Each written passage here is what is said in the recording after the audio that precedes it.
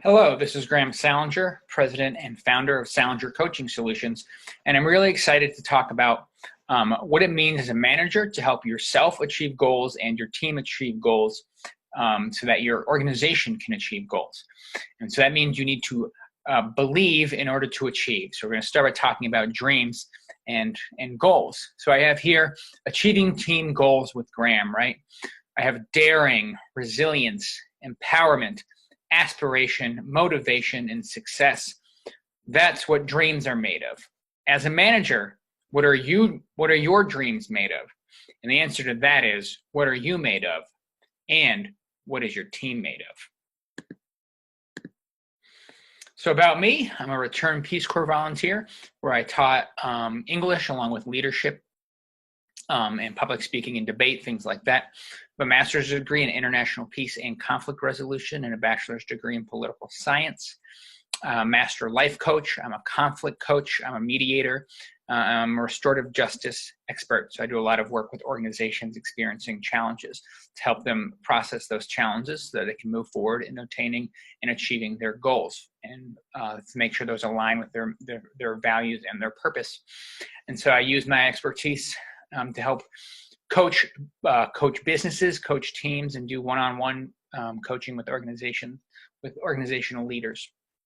And I do that through what I call the empowerment zone.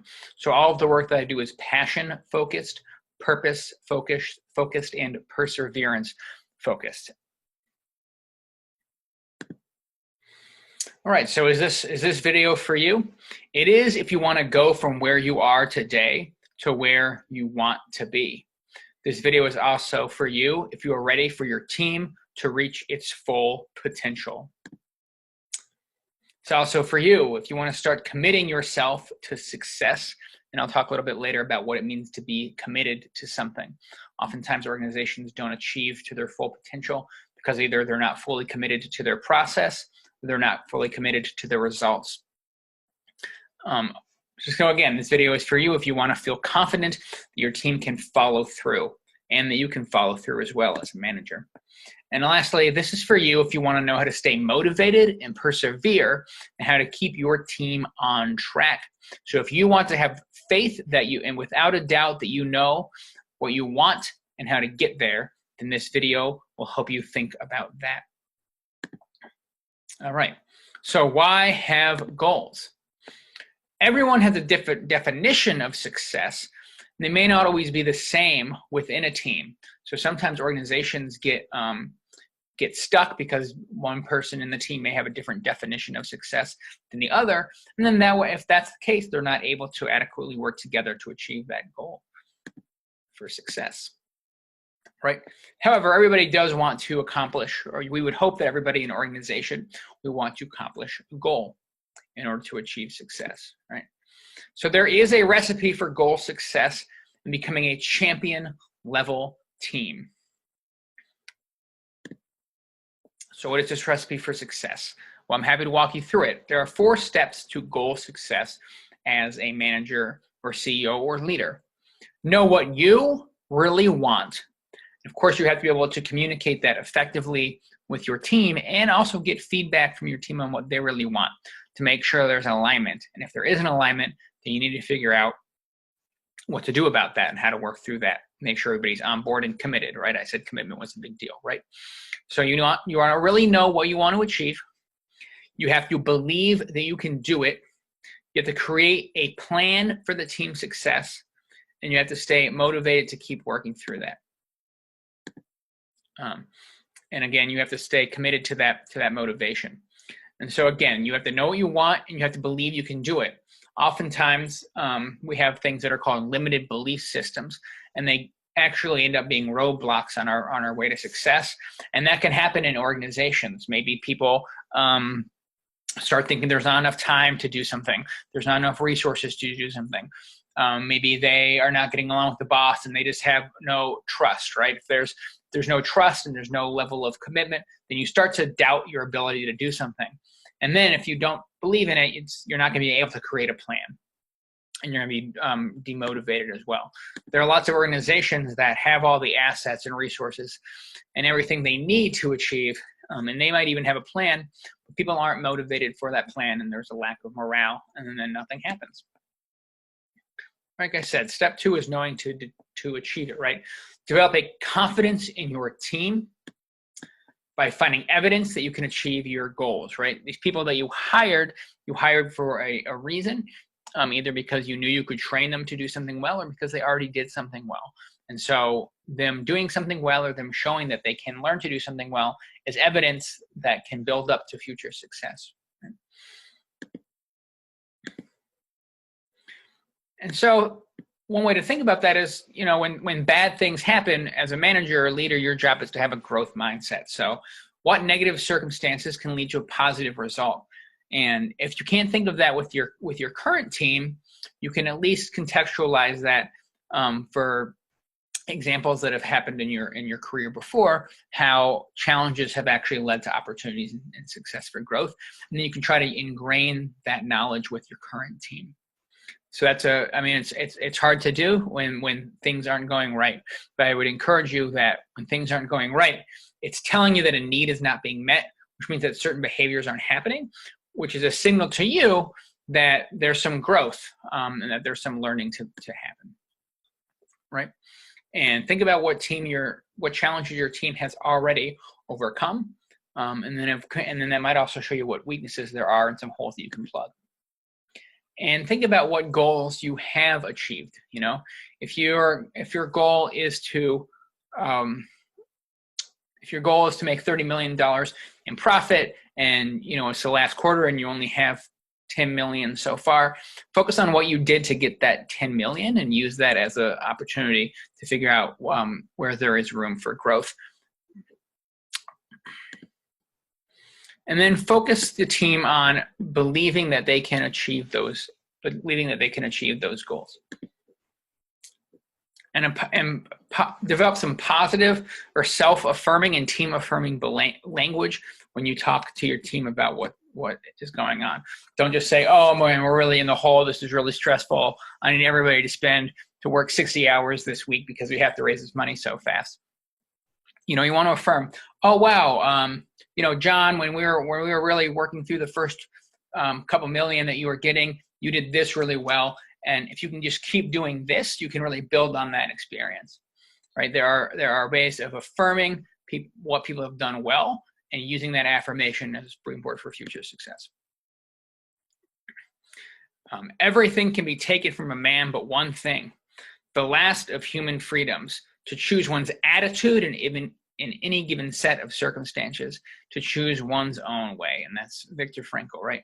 He's just reaffirming what I said earlier about positive mindsets can help lead to positive behavior, which helps lead to positive change and therefore positive outcomes.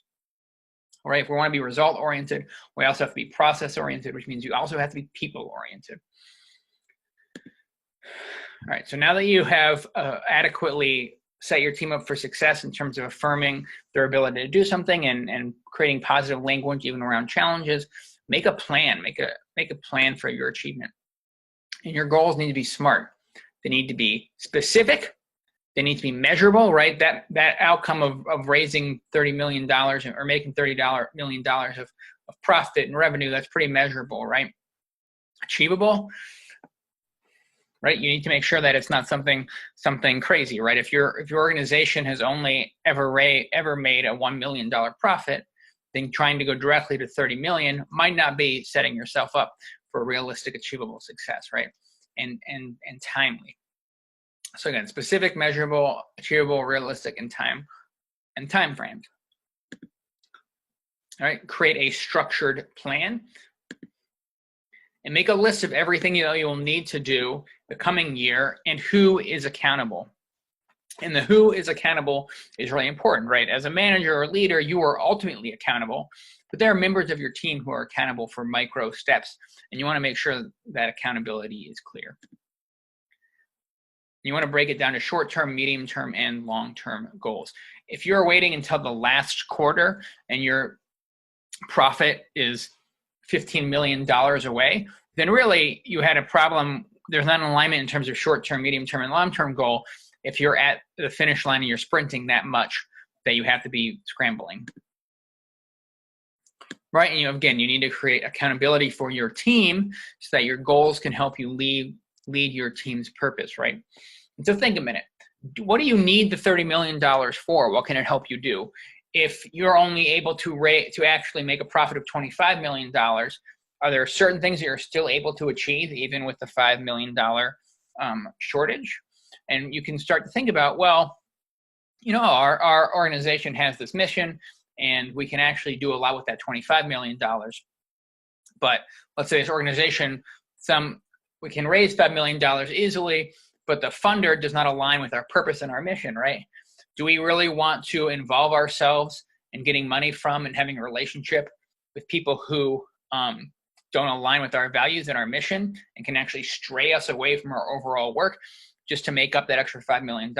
Or is it better to be a little bit short that year on our budget, but still be in alignment with our purpose? Because ultimately, sometimes you can stray from your purpose that can throw you off track even more than not having the money that you thought you needed, right? And so staying motivated, that's the hard one. And I'm sure it's especially hard as people I've talked to, it's hard under COVID to stay motivated for personal and professional reasons, especially when you're not in the same level of communication with your team as you normally are, right?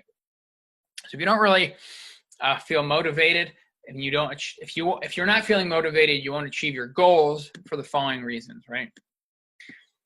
You won't be feeling inspired, and if you're not inspired, then you're not going to be able to inspire your team. And so you really need to somehow find ways to stay inspired and to fire up your team. And part of that is to reassert what their passions are and to connect with them and make sure that everybody is still. It's easy in the scramble of trying to get work in the day-to-day work and trying to achieve goals to sort of, you can lose sight of the passion. You can get a little bit fatigued, right? So if you want to stay motivated and keep your team motivated, try to think of new ways to explore that passion, which can also lead to new levels of creativity, which creates additional inputs for your team, right?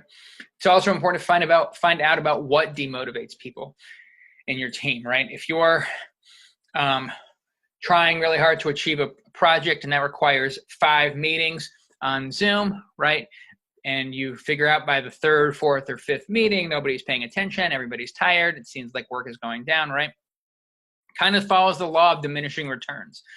At that point, your team might be demotivated because having that many Zoom meetings is not helpful, or maybe they need to be teaching their kids because their kids are at home, right? In the COVID context, there are lots of ways that people can be demotivated, demoralized, or honestly just distracted or fatigued. And it's important to figure out, okay, well, do I keep having them do it this way and then hope they just get through it? Or is there a different way that I need to do that? Because then you can empower your team and set your team up for success. And again, I bring it back to this idea of dare to dream. I know that we're in unusual times, and it's hard to. You may be finding it hard to be as ambitious as you normally were for yourself or for your team. But again, you want to refocus goals. You want to have a big enough reason for achieving those goals. Remember, that goes back to purpose.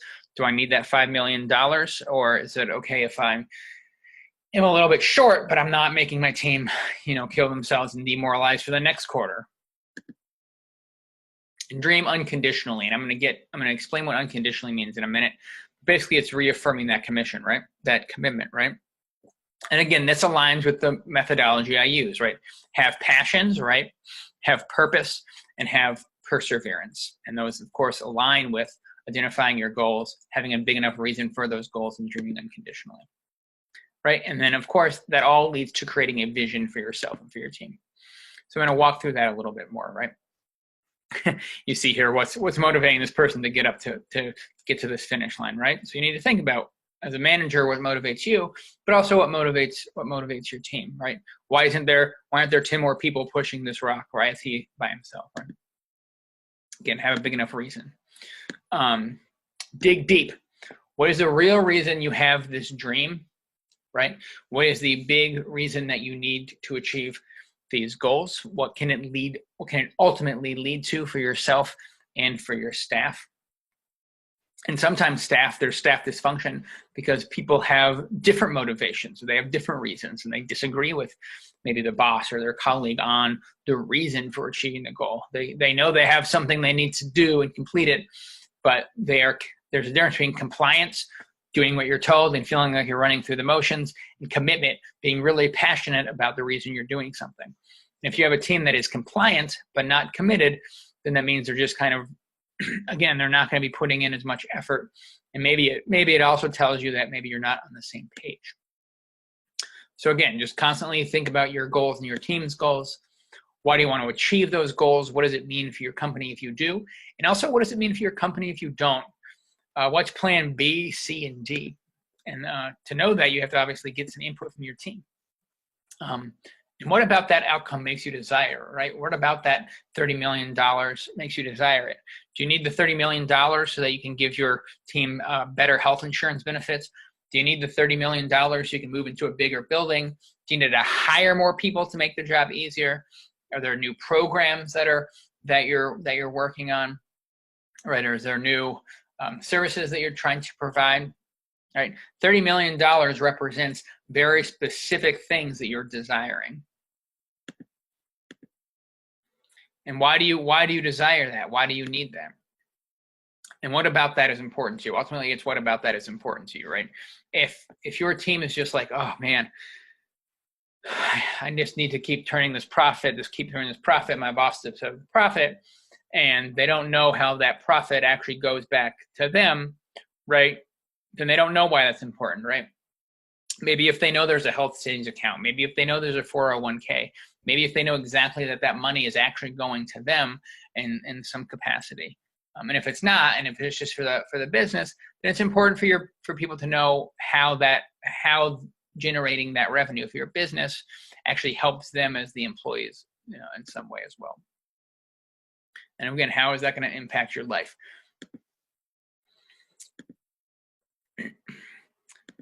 All right, and now I'm going to talk about what makes things unconditional, and this is the idea of persevering through things.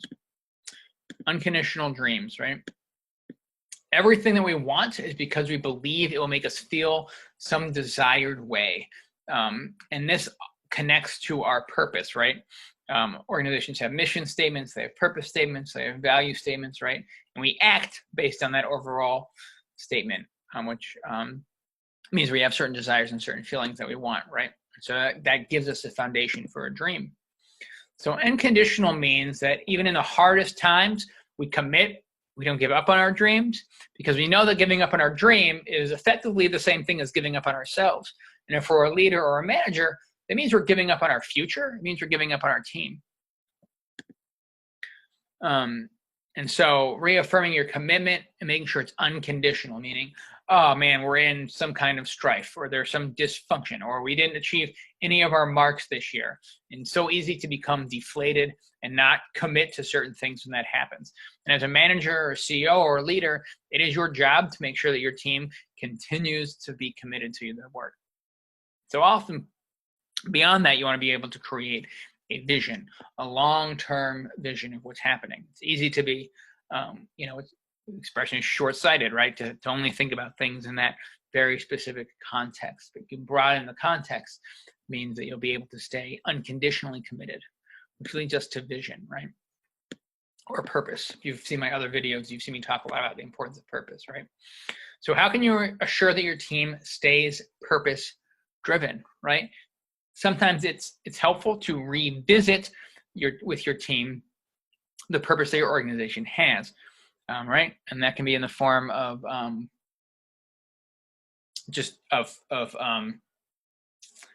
of working with your team to dissect what the goals and the purpose are in the long term, right? And get some information also about their desires, their goals, right? And that can be helpful too, because then you can think about what professional development to give to different people. If you know what's really driving them, you can also figure out what skills they lack or need, and what gifts they also bring to the team already. And again, you always want to reassert your values. And I'm big on what type of relationships do you want to forge, right? Do you want people to be really effective just sitting at home and or just in their office being siloed off, or do you want to build strong relationships? Because those connections build strong results, right? And you always want to keep your team motivated and committed, not just to action or results, but the overall mission that you have. Because if something happens, if a wrench is thrown into your organization, you can always go back to the vision and say, oh, we didn't get this money this year, or oh, this person left the organization and therefore we're not allowed to do this project. We can't do this. But what new thing can we do that still makes up not only for that lack of resources and skills, but also makes up for us losing the particular thing that was aligned with our values? How can we do new things that generate value for us?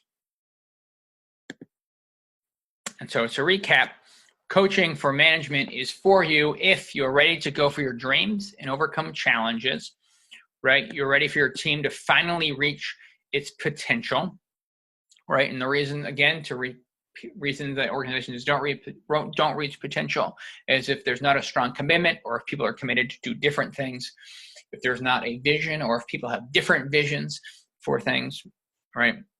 Or if there's not enough, if things are not ambitious enough, and therefore people get demotivated, right?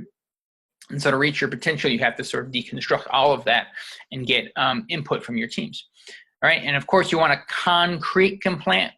Again, that needs to be smart, so you'll feel confident you'll get to your desired outcome, right? You don't want to set the bar so low that you just finish the task and then that's it, and you have nowhere to go, right? You want to start off ambitious and strong, but also make sure that everything is smart, but it still energizes your team, right?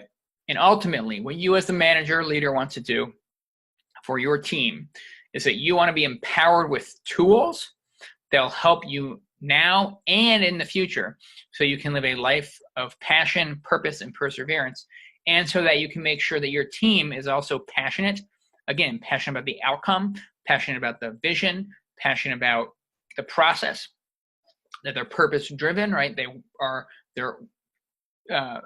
thinking about the goal and the mission all the time, so that there's not mission drift, and then they can persevere when things happen. If your organization has strong values and purpose and people that align with it, then even when bad things happen, you can really pull through as a team, and that gives you and your team confidence that you can work through it. So I encourage you that when things are demoralizing, when things have happened that are creating team dysfunction, when things are happening that are just unexpected changes that you couldn't have projected, those are opportunities for you to reaffirm and reassert your values and your purpose, and find strength as a manager and find strength for your team. Thank you again. I am Graham Salinger with Salinger Coaching Solutions, where empowering people and empowering success is not just a motto. It is actually the work that we do. And I say the work that we do because as a coach, my job is to just empower you, give you the tools so that you can transform your organization and the life of your team. So thank you very much. Please check out my website to learn more about the services that we offer to help empower success and how we can empower success for you.